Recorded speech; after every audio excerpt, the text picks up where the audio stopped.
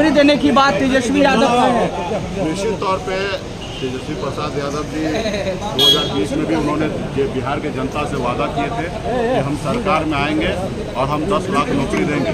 और आपने देखा कि जैसे वो सरकार में आए, नीतीश जी के साथ सरकार में आए, भले वो डिप्टी सीएम बने, सीएम ना बने, लेकिन उन्होंने बिहार के युवा को बड़े संख्या में, कई लाख, 5 लाख से अधिक युवा को सरकारी नौकरी दिए हैं।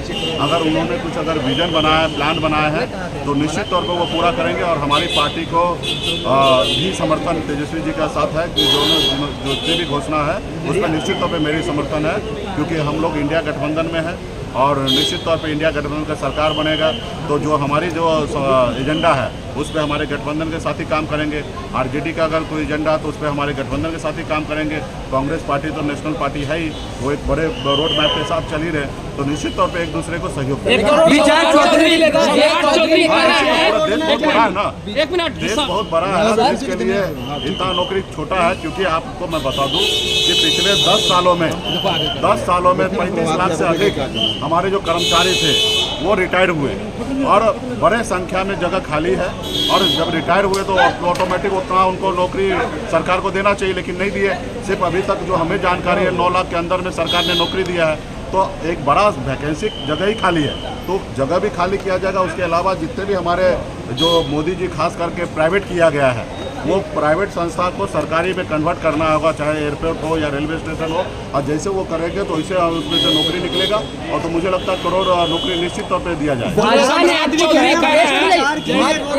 भाजपा ने आपको ठग और मलाह बताया है, कहा अपने समाज को आप ठगते हैं, उन्हें टिकट नहीं देते। अभी विपक्ष में, सत्ता पक्ष वो है, हम विपक्ष में हैं।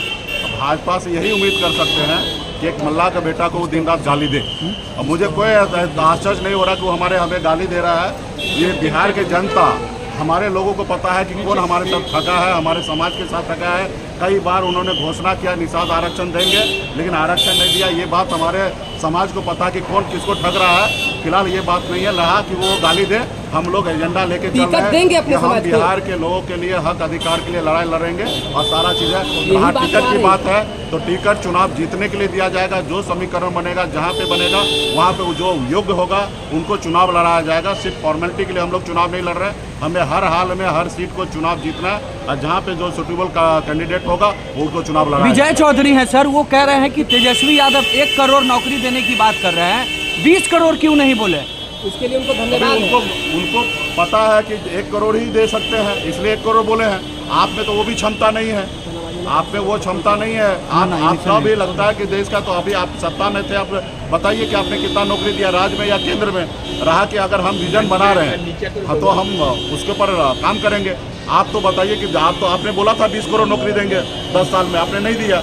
अभी हम 1 करोड़ दे सकते हैं, हमने इसलिए 1 करोड़ बोल रहे हैं। सम्राट चौधरी कह रहे हैं प्रचार का रोड मैप ये तैयार किया गया है। नौकरी के नाम पे जमीन कितना लिखवाएंगे?